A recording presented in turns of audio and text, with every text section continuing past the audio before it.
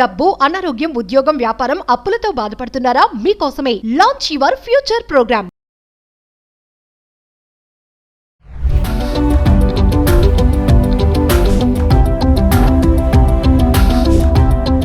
Hi hello నమస్తే, welcome back to Suman TV. ప్రస్తుతం మనతో పాటు ఉన్నారు డాక్టర్ గిరిజ గారు, anesthesiologist, fitness and health coach. మేడంతో మాట్లాడదాం. నమస్తే మ్యామ్. నమస్తే నవీన. మేడం, ఉమెన్ ఎట్ 35 అంటారు కదా, ఆ ఏజ్కి వచ్చినప్పుడు మహిళల్లో చాలా ప్రాబ్లమ్స్ వస్తూ ఉంటాయి. అంటే హెల్త్ ఇష్యూస్ పక్కన పెడితే జనరల్గా మాట్లాడుకుందాం, కోపము, ఫ్రస్ట్రేషన్, చిరాకు, ఇంకేంటంటే ఇరిటేషన్, హస్బెండ్ పైన కోపడతారు, పిల్లల పైన కోపడతారు, ఇంకా కుదిరితే ఇంటికి ఎవరైనా వచ్చారనుకోండి, ఆ టైంలో వాళ్ళకి చిరాకు వస్తూ ఉంటుంది.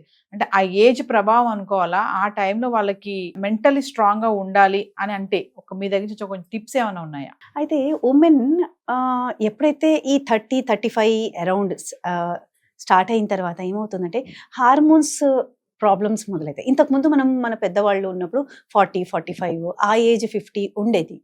సో ఇప్పుడు ఏమవుతుందంటే మన కెమికల్స్ వల్ల, జెనెటికలీ మోడిఫైడ్ వల్ల ఇది 30-35కే స్టార్ట్ అవుతుంది.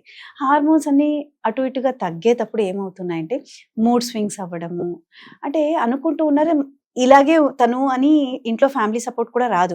చిరాకు పడడము, చిన్న చిన్న దానికి ఏడవడము, అండ్ ఏమీ లేని దాన్ని తీసుకొని రద్దాంతం చేయడము, బాగా పెద్దగా సాగదీయడం, పెద్దగా సాగదీయడము, తనదే సాధించాలనడము, లేక కొన్ని చోట్ల డిసిషన్ తీసుకోలేకపోవడము, నిద్ర సరిగ్గా పట్టకపోవడము, చెమటలు రావడము, కాన్ఫిడెన్స్ లెవెల్స్ తగ్గిపోవడము, ఇలా ఎన్నెన్నో ప్రాబ్లమ్స్ ఉమెన్ సఫర్ అవుతూ ఉంటారు. ఆఫీస్లో కాన్ఫిడెన్స్ లెవెల్స్ తగ్గిపోతూ ఉన్నాయి. అక్కడ ఈ టైంలో ఏంటి అంటే తను తెలుసుకోవాల్సింది ఏంటంటే అది హార్మోన్స్ వల్ల అలా అవుతూ ఉందని. నేను ఇంతకుముందు ఇలా లేను, ఇప్పుడు ఎందుకు ఇలా అవుతుంది? కేవలం పీరియడ్స్ కంటే ముందు వచ్చేటప్పుడు జస్ట్ కడుపు నొప్పి రావడము, కాస్తంత మూడ్ స్వింగ్స్ రావడము, లేక డిప్రెషన్ ఉండడము, అలా ఉండేది. కానీ ఇప్పుడు రోజంతా నెలసరి ఇదే ఉందన్నమాట. ఇంట్లో వాళ్ళు అబ్బా మీ అమ్మ ఇంతే అని పిల్లలకి చెప్పి విసుక్కుంటా ఉంటావు, చిరాగ్గా ఉంటావు, ఎందుకు అలా అవుతున్నావు, ఎందుకు ఇలా తయారయ్యావు అని చెప్పి హస్బెండ్ కూడా తన పైన మాటలు అంటానే ఉంటారు. తను కూడా అర్థం చేసుకోవాలి కదా మేడం, అంటే తన ఏజ్ ఇప్పుడు ఇలా ఉంది, సో మూడ్ స్వింగ్స్ ఉంటాయి, తన హార్మోన్స్ ప్రభావం అనేసి తను కూడా పట్టించుకోరు. అంటే కొంతమంది ఉన్నారు అలాంటి వాళ్ళు. ఇటు తను భర్త, ఓ పక్కన పిల్లలు కూడా మేడం, ఏంటి అసమాటు కోపడతావు, అరుస్తావు ఎందుకు, మెల్లగా మాట్లాడొచ్చు కదా, రిలాక్స్ గా ఉండొచ్చు కదా, ఎందుకు అంతా నువ్వే చేస్తున్నాను ఫీల్ అయిపోతావు అని పిల్లలు కూడా అంటున్నారు. కరెక్ట్. మరి ఇక్కడ ఏమవుతుందంటే తనకు తెలియదు ఏమవుతుంది అని తెలియదు తనకి. అట్లీస్ట్ తనకు తెలిస్తే తన ఫ్యామిలీ మెంబర్స్కి చెప్తుంది, నా ఏజ్ ఇలా అవుతుంది, సో నాకు హార్మోన్స్లో డిస్టర్బెన్సెస్ వస్తున్నాయి, నాకు ఇర్రెగ్యులర్ పీరియడ్స్ స్టార్ట్ అయ్యాయి, అందుకు నేను ఇలా ఉన్నాను, మీరందరూ ఫ్యామిలీ మెంబర్స్ నాకు కోఆపరేట్ చేయండి, నేను ఇన్ని ఏళ్ళగా నేను చేస్తూ వస్తున్నాను, ఇప్పుడు నా హార్మోన్స్ ఇలా అవుతున్నాయి కాబట్టి నాకు మీరు అర్థం చేసుకోండి నన్ను అని ఎప్పుడైతే తను చెప్తుందో అప్పుడు ఫ్యామిలీ మెంబర్స్ నుంచి కాస్తంత ఒక 5%, 10% ఓ మా అమ్మ దాని వల్ల ఇలా అవుతుంది అని అనుకోవడం జరుగుతుంది. అయితే ఈ టైంలో తను ఏం చేయాలి అంటే ఇన్ని రోజులు ఫ్యామిలీ కోసము, పిల్లల కోసము, భర్త కోసం, పని కోసం ఇలా అందరినీ ప్రయారిటీ చేసుకుంటూ వచ్చింది.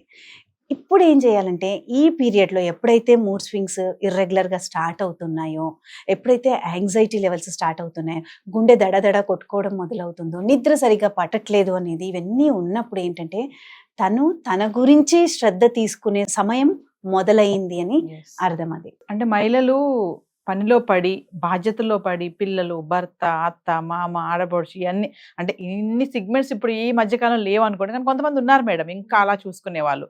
అంటే అందులో పడిపోయి మన పైన మనము ఇంట్రెస్ట్ పెట్టట్లేదని అనొచ్చు అంటారా? డెఫినెట్లీ మనం ప్రయారిటైజ్ మన గురించి మనం మర్చిపోయేసాము.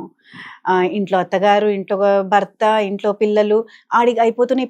ఇప్పుడు పనికి కూడా వెళ్తున్నాం కదా మనము, మొదలైపోయింది. అందరూ వర్కింగ్ ఉమెన్సే, ఆల్మోస్ట్ 90% వర్కింగ్ ఉమెన్, 10% ఇంట్లో ఉంటున్నారు. ఇంట్లో ఉన్నా కూడా వాళ్ళు వేరే బాధ్యతలు తీసుకుంటూ ఉన్నారు. సో ఇలా ఉన్నప్పుడు ఏమవుతుందంటే వర్క్ ప్రెషర్స్ స్టార్ట్ అవుతున్నాయి, ఇంట్లో ప్రెషర్స్ స్టార్ట్ అవుతున్నాయి, అందరి నీడ్స్ సాటిస్ఫై చేయడంలో తన్ని తాను మర్చిపోతుంది. అక్కడ స్టార్ట్ అవుతుంది ఇష్యూస్ అన్నమాట, ఈ హార్మోనల్ ఇష్యూస్. సో మెంటల్లీ మరి వర్కింగ్ ఉమెనే కానీ, ఇంట్లో ఉండే లేడీసే కానీ స్ట్రాంగ్గా ఉండాలంటే మేడం, మరి ఈరోజు మీరు చెప్పే టిప్స్ ఏంటి? మా మహిళలందరూ వెయిట్ చేస్తున్నారు, మేడం ఏం టిప్స్ చెప్తారనేసి. అంటే మేము స్ట్రాంగ్గా ఉండాలి, ఫిట్గా ఉండాలి, సో ఫిట్నెస్కి టైం ఎలాగా ఉండదు అనుకున్నది పక్కన పడేద్దాము, సో స్ట్రాంగ్ గా ఉండాలి మెంటల్లీ. అంటే ఇటు హస్బెండ్ నుంచి ఇటు పిల్లల నుంచి కూడా ఒక్కొక్కసారి బాధ అనిపిస్తుంది మేడం, అబ్బా నన్ను అర్థం చేసుకోవట్లేదు, నన్ను ఎందుకు వీళ్ళు ఇంతకాలం నేను చేసి పెట్టాను కదా, ఇప్పుడు ఇలా ఎందుకు బిహేవ్ చేస్తున్నానని వీళ్ళు ఎందుకు థింక్ చెయ్యరు మా గురించి అనేది ప్రతి మహిళ మైండ్ లో ఇది ఉంటుంది ఖచ్చితంగా. నన్ను వీళ్ళు చక్కగా పక్కన కూర్చోబెట్టుకొని ఏమైంది, ఎందుకు ఇలా ఉంటున్నావు, ఎందుకు కోపం వస్తుంది నీకు, చేయలేకపోతున్నావా అని అడిగితే ఎంత బాగుంటుంది మేడం. మరి ఒక్కసారి మరి మన లేడీస్ కి చెప్పండి ఎలా స్ట్రాంగ్ గా ఉండాలి. ఎలా స్ట్రాంగ్ గా ఉండాలంటే మొత్తం ప్రపంచాన్ని నేను మోయట్లేదు, నేను మాత్రమే మోస్తున్నాను, ఇంకా మిగతా వాళ్ళు ఎవరు కాదు, నేను మాత్రమే ఇంపార్టెంట్. సో నా గురించి నేను కొంచెం ఆలోచించుకోవాలి. పొద్దున్న లేస్తూనే ఒక అరగంట మన కోసం మనం స్పెండ్ చేసుకునేలాగా మనం ఎప్పుడైతే రోజు కేటాయిస్తామో అప్పుడు మనము చాలా మెంటలీ స్ట్రాంగ్ అవుతాం. అయితే ఆ టైంలో ఏం చేయాలి, ఆ హాఫ్ అన్ అవర్ మనమని తీసుకున్న టైంలో మనము ఒకటి భగవంతునికి మనకి ఇంకొక రోజు బ్రతకడానికి అవకాశం ఇచ్చినందుకు కృతజ్ఞతలు చెప్పుకోవాలి. అయితే మన శరీరాన్ని మనం ఎంత కష్టంగా ఉన్నా కూడా అది పనులు చేయడానికి సహకరిస్తుంది. ఈ శరీరాన్ని ప్రేమించాలి మనం. అండ్ అలాగే మనము అద్దంలో చూసుకొని మనం ఎలాగో అమ్మాయిలు మనం చేస్తూ ఉంటాం, మనం బాగున్నాము ఎక్కడ అద్దం కనబడితే అక్కడ ఆగిపోతాం. సో దాన్ని చేసుకోవాలి. అంటే అదే పనిగా మనం ఉండి నేను చాలా బాగున్నాను, చూడు ఇలా ఉన్నాను ఇలా ఉన్నాను అని చేసి అలా అనుకోవాలి. ప్లస్ మెడిటేషన్ చేయాలి. ఒక 5 minutes మెడిటేషన్ చేస్తే చాలు, ఎక్కువ అవసరం లేదు. అండ్ మళ్ళీ ఇంకా మిగతా టైంలో ఏంటి అంటే అఫర్మేషన్స్ రాసుకోవాలి. నేను ఈరోజు నా డేని మంచిగా కొనసాగుతాను, ఏది ఏమైనా కూడా 5 things నా చేతిలో ఉండేది. నేను ఎవరితో ఎదుటి మనిషి ఎటు మాట్లాడినా నేను మాట్లాడేది మాత్రమే నా చేతిలో ఉండేది. సో నా మాటలు, నా థాట్స్, నా ఫీలింగ్స్, నేను చేస్తూ ఉండే పనులు ఇవి మాత్రమే నా చేతిలో ఉన్నాయి. నేను చెప్తూ ఉండేది బాబు వింటున్నాడా లేదా అది కాదు, నేను చెప్తూ ఉన్నాను, అతను ఎంత పర్సీవ్ అవుతాడు లేకుంటే లేదు. అతన్ని నేనేమైతే చేయాలనుకున్నాను అతని పైన రుద్దడం కానీ అలా చేయకూడదు. సో ఈ 5 things నాతో ఉన్నాయి అని అనుకొని దాన్ని మాత్రమే స్ట్రాంగ్ చేసుకుంటూ వెళితే, అంటే ఎదుటి మనిషితో మనం మాట్లాడే విధానము, మన ఫీలింగ్స్ ఎదుటి మనిషితో ఉండడం, మన థాట్స్, మన వర్డ్స్, మన యాక్షన్స్ ఇవన్నీ మాత్రమే మన చేతిలో ఉంటాయి అన్నమాట. ఇప్పుడు వెళుతూ ఉంటాము, ట్రాఫిక్ జామ్ అయింది అంటే వీళ్ళడ్డం వచ్చారు వాళ్ళ ఇవన్నీ మళ్ళీ your thoughts are disturbing. Okay, it is time to relax అవుదాం. సో ఏ పనులు ఉన్నాయి నాకు నెక్స్ట్, దీన్ని ప్లాన్ చేసుకుందాం. ఇలా మనం మన కంట్రోల్లో ఉండేటి మాత్రమే మనము ఎక్కువ ఫోకస్ చేయడం వల్ల we will become mentally strong, amazing people. అంటే మన రిలాక్స్ కి మనమే బ్రేక్ వేసుకుంటున్నాం అనమాట, ఎక్కువగా ఆలోచించి అంతా నేనే చేసేస్తున్నాను ఎవరు లేరు. సో అలాంటి నెగిటివ్ థాట్స్ లేకుండా హ్యాపీగా మూవ్ అవ్వాలంటున్నారు. కరెక్ట్, హ్యాపీగా మూవ్ అవ్వాలి. అండ్ బాధ్యతలు అనేది ఇద్దరు సమానంగా తీసుకోవాలి.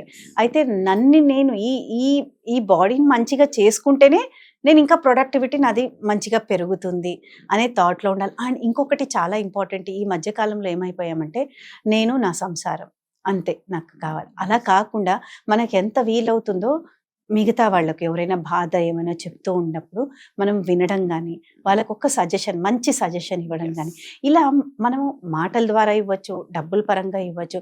ఇంకొకరిని మనం ఎప్పుడైతే ఆదుకోవాలి అని అనుకునే థాట్లో ఉంటామో మన మనసు కూడా చాలా ప్రశాంతంగా ఉంటుంది. థ్యాంక్ యూ గిరిజ గారు. మరి మా మహిళలు అనవసరంగా మేము బాధపడిపోయి అంతా భారం అంతా మేమే మోసేస్తున్నాం అని ఫీల్ అయిపోతారు కొంతమంది. సో అంత అలా వెళ్లకుండా కొంచెం రిలాక్సేషన్గా ఆలోచిస్తే హ్యాపీగా ఉండొచ్చు. Thank you madam. Thank you so much.